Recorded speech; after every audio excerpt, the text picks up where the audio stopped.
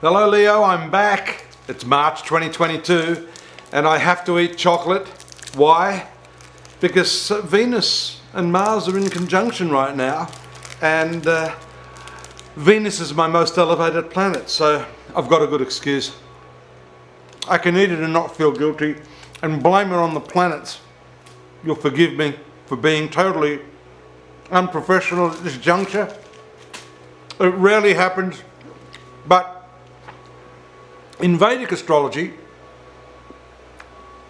the word for planets is graha. Graha. That means to seize. And as you can see from a practical demonstration here, I have been seized by Venus.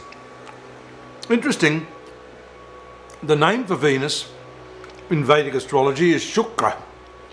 Shukra, which is the Sanskrit source of the Indo-European languages. And if you look at the word sugar, sukra, sokor, all of these words come from the word Shukra, which is the Sanskrit for Venus. So I got that little bit of etymological information out, got my sugar hit, glasses on, ready to tell you what's going on in March 2022. The important big thing is the new moon in your 8th house. This is going to open up all your psychological crevices, Leo.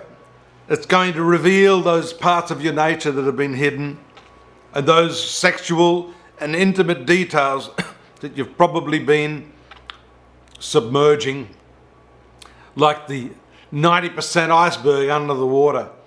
You've got to get under there and look at it all, and that's what's going to happen around the 3rd of March when this new moon takes place in the sign of Pisces. Pisces is very important because you've also got the sun, your ruler, transiting this area. So when the moon makes its conjunction to that, it's going to be considered a new moon. You also have Jupiter and Neptune in that 8th house.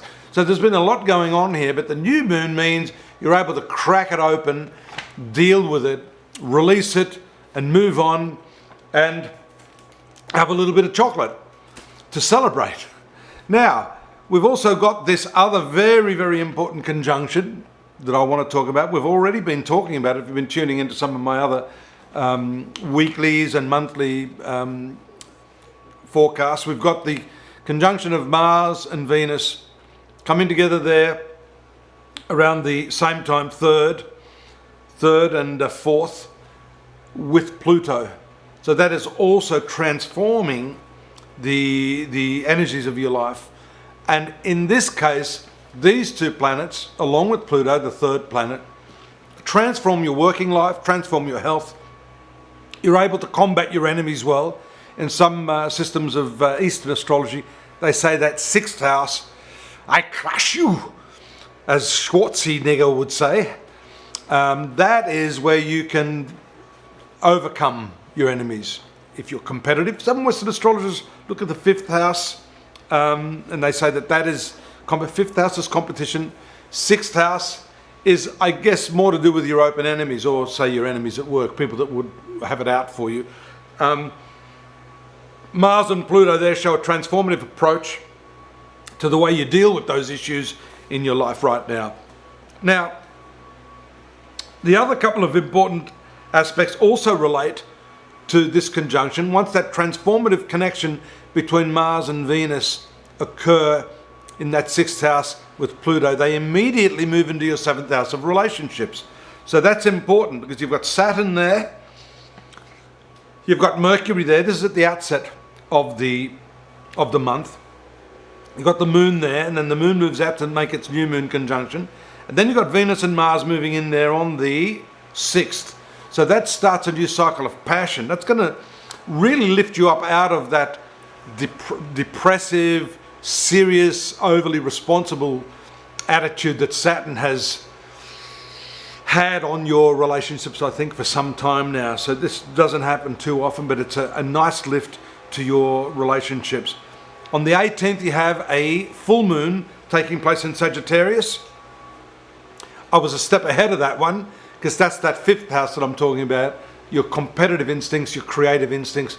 The full moon there is working nicely with these other aspects that we're seeing here, cracking open your psychological issues, shifting that transformative Venus Mars energy, that passion energy into your relationships, and then the beautiful full moon in the 5th house of creativity and love affairs, I might add. Later in the month, 21st, we've got Mercury conjunct with Jupiter, also a very nice combination for you. That's a good opportunity financially, Mercury being your finance planet.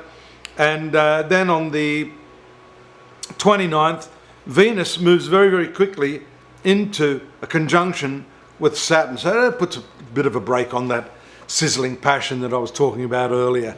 If you want to find out more, you can at astrology.com.au. That's my website. It's been there for 20 years now. Oh, actually, 21 years now.